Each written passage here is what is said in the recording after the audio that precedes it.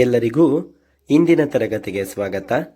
ಇಂದಿನ ತರಗತಿಯ ಮೊದಲನೇ ಕ್ವಶನ್ ನೋಡೋದಾದರೆ, ಜೈನ ಧರ್ಮದ 24ನೇ ತೀರ್ಥಂಕರ ಯಾರು?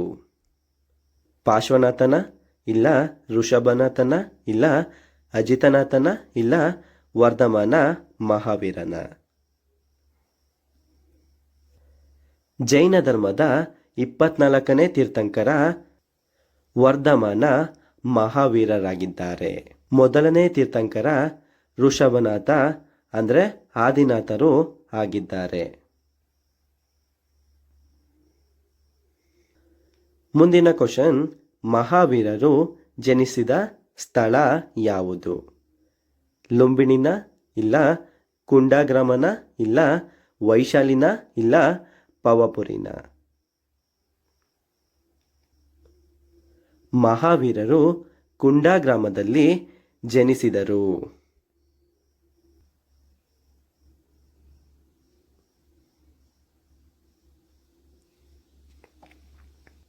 ಮುಂದಿನ ಕ್ವಶನ್, ಬೌದ್ಧ ಧರ್ಮದ ಸ್ಥಾಪಕ ಯಾರು? ಮಹಾವೀರನ, ಇಲ್ಲ ಗೌತಮನ, ಇಲ್ಲ ಅಶೋಕನ, ಇಲ್ಲ ಚಂದ್ರಗುಪ್ತನ? ಬೌದ್ಧ ಧರ್ಮದ ಸ್ಥಾಪಕ ಗೌತಮ ಬುದ್ಧ.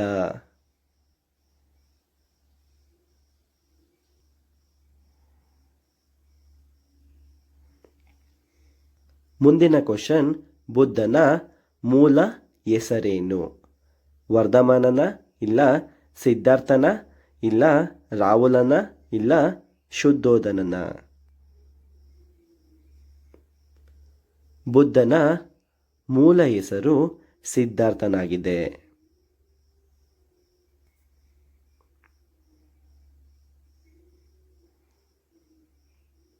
ಮುಂದಿನ ಕ್ವಶನ್, ಬುದ್ಧನಿಗೆ ಜ್ಞಾನೋದಯವಾದ ಸ್ಥಳ ಯಾವುದು? ಸಾರನಾಥನ, ಇಲ್ಲ ಬೋಧಗಯನ? ಬುದ್ಧನಿಗೆ ಜ್ಞಾನೋದಯವಾದ ಸ್ಥಳ ಬೋಧಗಯ ಆಗಿದೆ.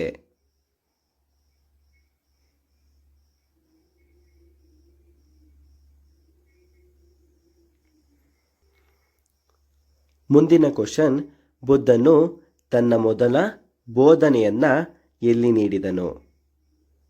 ಬೋಧಗಯದಲ್ಲ, ಇಲ್ಲ ಪಾಟಲಿಪುತ್ರದಲ್ಲ, ಇಲ್ಲ ಸಾರನಾಥದಲ್ಲ, ಇಲ್ಲ ರಾಜಗೃಹದಲ್ಲ?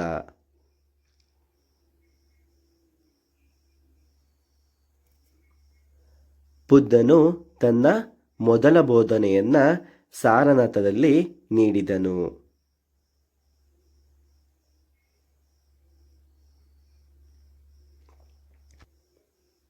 ಮುಂದಿನ ಕ್ವಶನ್, ಜೈನ ಧರ್ಮದ ಮೊದಲ ತೀರ್ಥಂಕರ ಯಾರು? ಪಾರ್ಶ್ವನಾಥನ, ಇಲ್ಲ ಮಹಾವೀರನ, ಇಲ್ಲ ಋಷಭನಾಥನ, ಇಲ್ಲ ಗೊಮ್ಮಟೇಶ್ವರನ? ಜೈನ ಧರ್ಮದ ಮೊದಲ ತೀರ್ಥಂಕರ ಋಷಭನಾಥನಾಗಿದ್ದಾನೆ.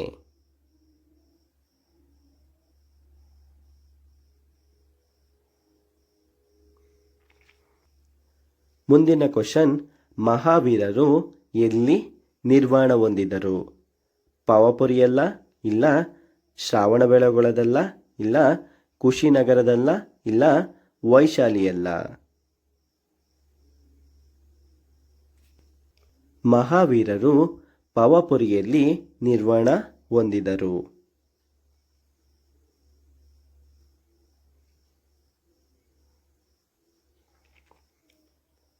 ಮುಂದಿನ ಕ್ವಶನ್, ತ್ರಿಪಿಟಕಗಳು ಯಾವ ಧರ್ಮದ ಪವಿತ್ರ ಗ್ರಂಥಗಳಾಗಿವೆ? ಹಿಂದೂ ಧರ್ಮದ, ಇಲ್ಲ ಜೈನ ಧರ್ಮದ, ಇಲ್ಲ ಬೌದ್ಧ ಧರ್ಮದ, ಇಲ್ಲ ಸಿಖ್ ಧರ್ಮದ? ತ್ರಿಪಿಟಕಗಳು ಬೌದ್ಧ ಧರ್ಮದ ಪವಿತ್ರ ಗ್ರಂಥಗಳಾಗಿವೆ.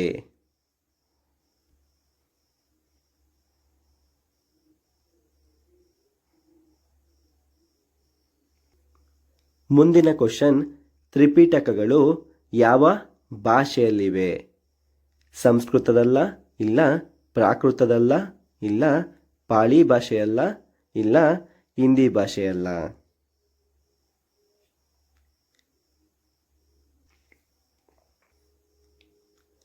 ತ್ರಿಪಿಟಕಗಳು ಪಾಳಿ ಭಾಷೆಯಲ್ಲಿವೆ.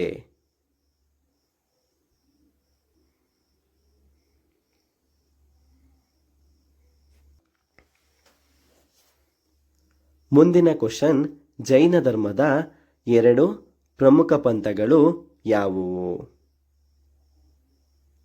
ದಿಗಂಬರರು ಮತ್ತೆ ಶ್ವೇತಾಂಬರರು. ಮುಂದಿನ ಕ್ವಶನ್, ಬೌದ್ಧ ಧರ್ಮದ ತ್ರಿರತ್ನಗಳು ಯಾವುವು? ಬುದ್ಧ, ಧರ್ಮ ಮತ್ತು ಸಂಘ ಬೌದ್ಧ ಧರ್ಮದ ತ್ರಿರತ್ನಗಳು ಆಗಿವೆ. ಮುಂದಿನ ಕ್ವಶನ್, ಬುದ್ಧನ ಮೊದಲ ಬೋಧನೆಯನ್ನ ಏನೆಂದು ಕರೆಯುತ್ತಾರೆ? ಬುದ್ಧನ ಮೊದಲ ಬೋಧನೆಯನ್ನ ಧರ್ಮಚಕ್ರ ಪ್ರವರ್ತನೆ ಎಂದು ಕರೆಯಲಾಗುತ್ತದೆ.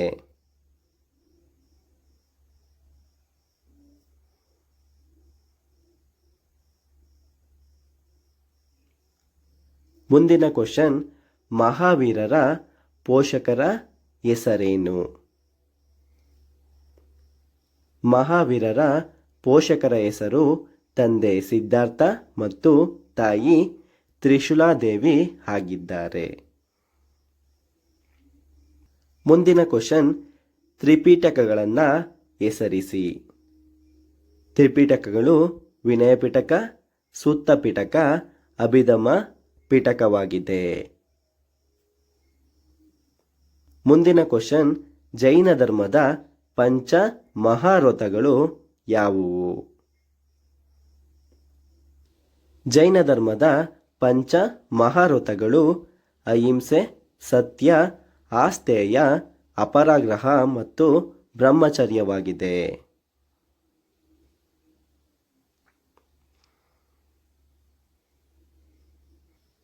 ಮುಂದಿನ ಕ್ವಶನ್, ಬುದ್ಧನಿಗೆ ಜ್ಞಾನೋದಯವಾದ ನದಿ ಮತ್ತು ಮರ ಯಾವುದು? ಬುದ್ಧನಿಗೆ ಜ್ಞಾನೋದಯವಾದ ನದಿ ಮತ್ತು ಮರ ನಿರಂಜನಾ ನದಿಯ ದಡದಲ್ಲಿ ಅರಳಿ ಮರದ ಅಂದರೆ ಬೋಧಿ ವೃಕ್ಷದ ಕೆಳಗೆ ಬುದ್ಧನಿಗೆ ಜ್ಞಾನೋದಯವಾಯಿತು. ಮುಂದಿನ ಕ್ವಶನ್, ಹೀನಯಾನ ಮತ್ತು ಮಹಾಯಾನ ಎಂದರೇನು? ಹೀನಯಾನ ಮತ್ತು ಮಹಾಯಾನ ಎಂದರೆ ಇವು ಬೌದ್ಧ ಧರ್ಮದ 2 ವಿಭಾಗಗಳು. 4ನೇ ಬೌದ್ಧ ಸಮ್ಮೇಳನದಲ್ಲಿ ಇವು ಅಸ್ತಿತ್ವಕ್ಕೆ ಬಂದವು.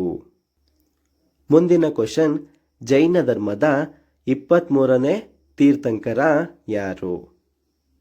ಜೈನ ಧರ್ಮದ 23ನೇ ತೀರ್ಥಂಕರ ಪಾರ್ಶ್ವನಾಥರಾಗಿದ್ದಾರೆ.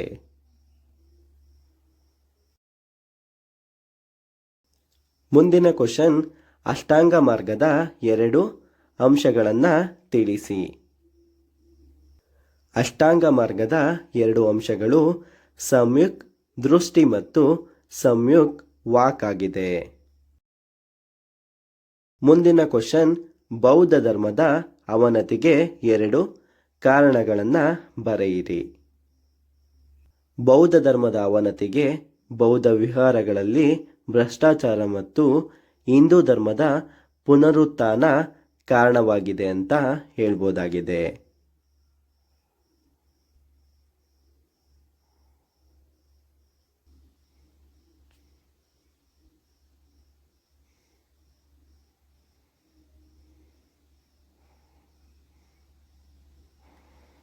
ಮುಂದಿನ ಕ್ವಶನ್, ಬೌದ್ಧ ಧರ್ಮದ 4 ಆರ್ಯ ಸತ್ಯಗಳನ್ನು ತಿಳಿಸಿ.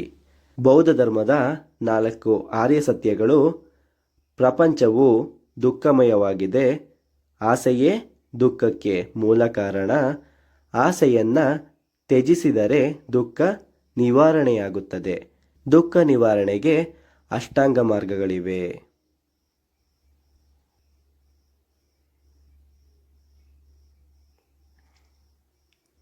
ಮುಂದಿನ ಕ್ವಶನ್, ತ್ರಿಪಿಟಕಗಳ ಬಗ್ಗೆ ವಿವರಿಸಿ. ತ್ರಿಪಿಟಕಗಳು ಬೌದ್ಧರ ಪವಿತ್ರ ಗ್ರಂಥಗಳು, ಪಾಳಿ ಭಾಷೆಯಲ್ಲಿವೆ. ವಿನಯ ಪಿಟಕವು ಭಿಕ್ಷುಗಳ ನಿಯಮಗಳನ್ನು, ಸೂತ್ತ ಪಿಟಕವು ಬುದ್ಧನ ಬೋಧನೆಗಳನ್ನು ಮತ್ತು ಅಭಿಧಮ್ಮ ಪಿಟಕವು ಬೌದ್ಧ ತತ್ವಶಾಸ್ತ್ರವನ್ನು ಒಳಗೊಂಡಿದೆ. ಮುಂದಿನ ಕ್ವಶನ್, ಬೌದ್ಧ ಸಮ್ಮೇಳನಗಳ ಮಹತ್ವವೇನು? ಬುದ್ಧನ ಸಾವಿನ ನಂತರ ಬೌದ್ಧ ಧರ್ಮವನ್ನು ಒಗ್ಗೂಡಿಸಲು ಮತ್ತು ಬೋಧನೆಗಳನ್ನು ಸಂಕಲನ ಮಾಡಲು 4 ಸಮ್ಮೇಳನಗಳನ್ನು ನಡೆಸಲಾಯಿತು. ಇವುಗಳಿಂದ ತ್ರಿಪಿಟಕಗಳ ರಚನೆಯಾಯಿತು ಮತ್ತು ಧರ್ಮದ ಪ್ರಸಾರಕ್ಕೆ ಅನುಕೂಲವಾಯಿತು.